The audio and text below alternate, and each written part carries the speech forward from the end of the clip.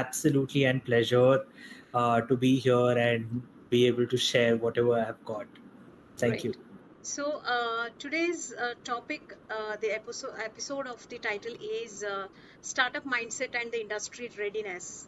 So what Okay. it's really takes to succeed when we talk about the startup mindset or the industry readiness. And the main purpose of to conduct this just to help our listeners to understand and connect between the entrepreneurship mindset and being a industry ready in the hospitality, whether they are launching a startup or stepping up into the leadership role. So that is a purpose made us to have this conversation with our mentor. We welcome you again, Abhay, for this topic of discussion. Over to you. Thank you so much. I think, by the way, first we need to be thankful to you as well. Reasons being, you've really thought about where the gap is. You realize that hospitality industry has a lot of talent, but is not able to go towards the entrepreneurial journey. So yeah, I'm really happy to see that somebody has answered that gap. And let's get started. I think. The first and foremost thing about entrepreneurship journey is the mindset. I think today founders, while they focus on their own idea, what kind of problem are they solving, I think one of the key elements that people end up missing is what is the mindset that you need to carry as an entrepreneur Right. when you are starting up. And see, in this journey, it's not going to be like a destination that they're going to achieve. It can't be like, okay, they take 2 years, invest in it, and you will have a solid destination. No, there's no destinations of sort. It's a long journey, and it's a journey where you define what you are willing to achieve. Like, I've seen a lot of startup founders who start by thinking their end goal in mind. Yeah. Like, what do they want to do? Some people just want to have a startup, some people want to make money out of it, some people want to get financially free, and some people want to have a legacy with it.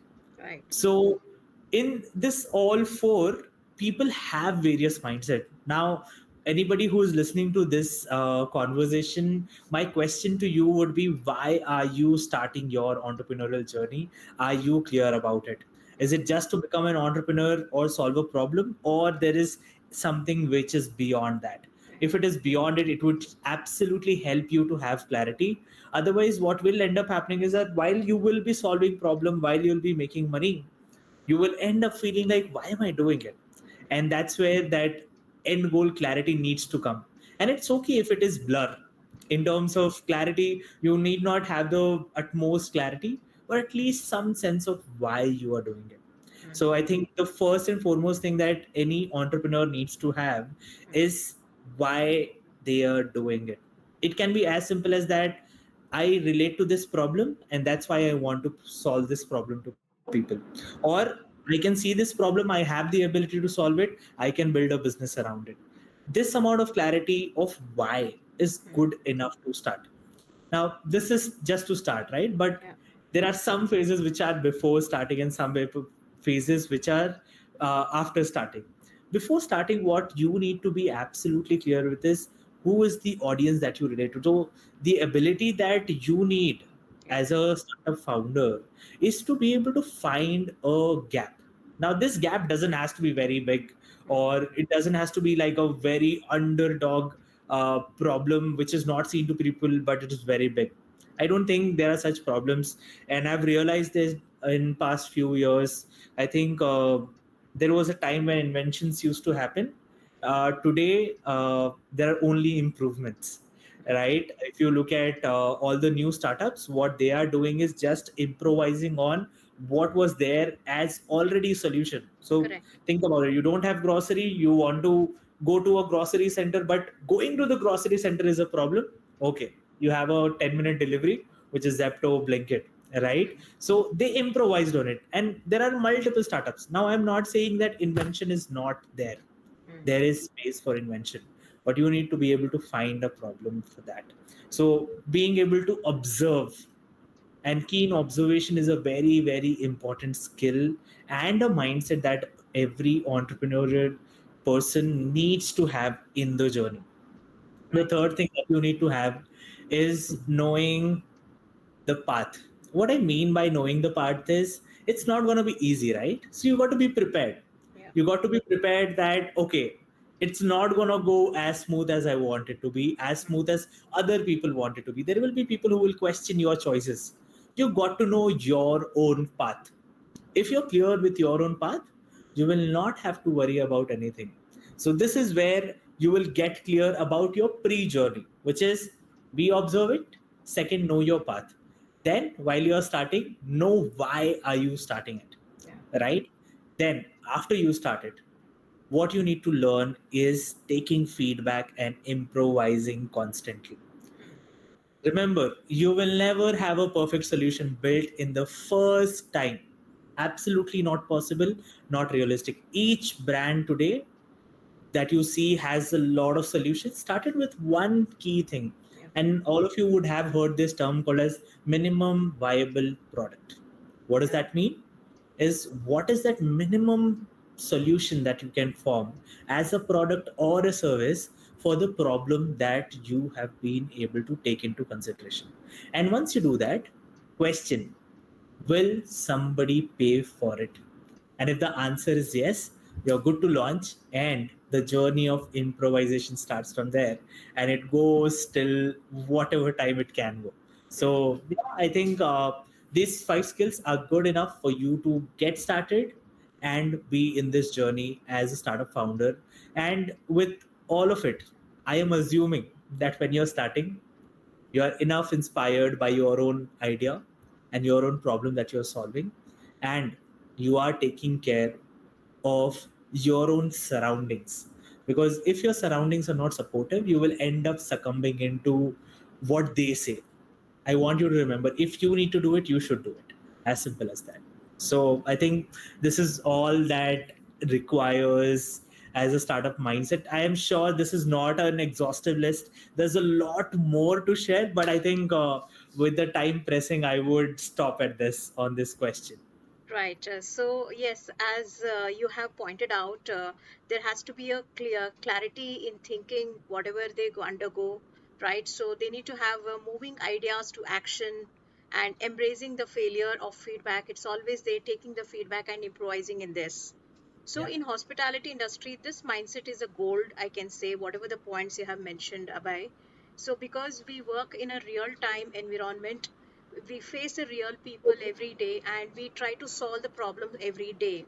So these points are very important when you think about to become an entrepreneur or to be a part of any leadership teams, that both goes hand in hand. Absolutely, Right. absolutely. Okay. So let's move on to the next question. What does industry readiness means? We spoke about the startup mindset. So the industry readiness is also very important when it comes to a fresh graduate if somebody want to join in a startup as a founding member. So what are the things need to be known?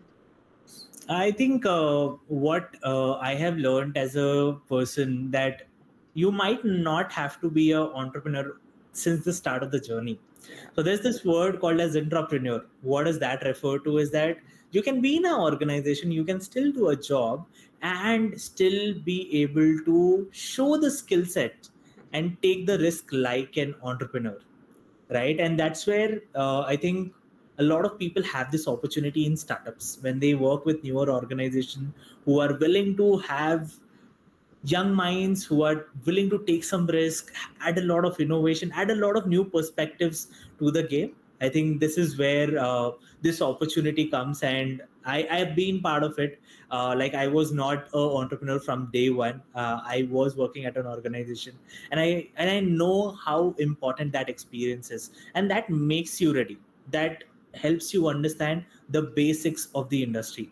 Now think about it. If I want to solve a problem in the hospitality industry, I would love to work with somebody who is already trying to innovate or come up with a solution in the hospitality industry.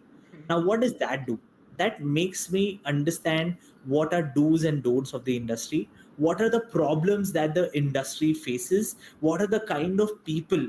How is their behavior linked to the money that is generated in this industry? And you getting to know what more problems can be solved in future. mm, And I think this is where industry readiness becomes absolutely important. Now, industry readiness can actually come from your own college. I think one of the key experiences that people miss during colleges, if they don't focus on, is actually attending events, mm, attending competitions. Actually, they give you a slight taste of this industry readiness, where you are put in a situation where they question you, challenge you, and really try to see if you have the element to be able to add value tomorrow to the industry. mm. And if any of you listeners, if you are willing to get a taste of it, I would recommend start by your college competitions. In the college competitions, they are a great place to start and get a bit of taste. But after that, get into internships, get into startups where they are open to giving you a bit of freedom. They are willing to test you, and you are also willing to put the blood. I think by blood here I mean efforts, I mean willingness. I also mean that you have your own drive to contribute towards the organization. I think far too many people complain today about lack of opportunities, but what I have realized is that one side of it, there are ample of opportunities if you Yes. are really willing to add value to people. So industry readiness in terms of awareness about the industry, what problems are there in the industry, and having a perspective of what I can solve probably, or what I add to the conversation through my own perspective. I think this in itself can also become a very, very important personal selling point, I would say, when you want to work or when you want to even start a business tomorrow, right? I think this is absolutely important, and I vouch for it. It literally makes you separated from the audience, which is the common audience from your college, and will also help you see newer opportunities, newer places, and even newer people. I think that's where it's absolutely very important, and I agree to you. Great. So, being a industry ready is more than having a certificate or a degree or a skill. Absolutely. What we say, right? Yep. And wherein they adapt the tech and the service trends, communication clarity, and they start getting confident by doing all this. As you rightly said, taking part in the competition will also help them to analyze what they can do and what they have to learn. Right. So yes. So maybe it's a biggest myth, what I can say, right? Absolutely. Yeah, yeah. So okay. So we'll move on to our the last question for this session is why these two words go hand in hand. So what we I, spoke about the readiness and the mindset of the founder. on Yeah. Got it. So I'll tell you, I think our Indian education system has given far too much importance to the certificates Yes. only, and because of that, what has happened is that people have tried getting marks to be able to get certification, but not build themselves in the journey. Mm. And this is where actually the convergence of mindset plus industry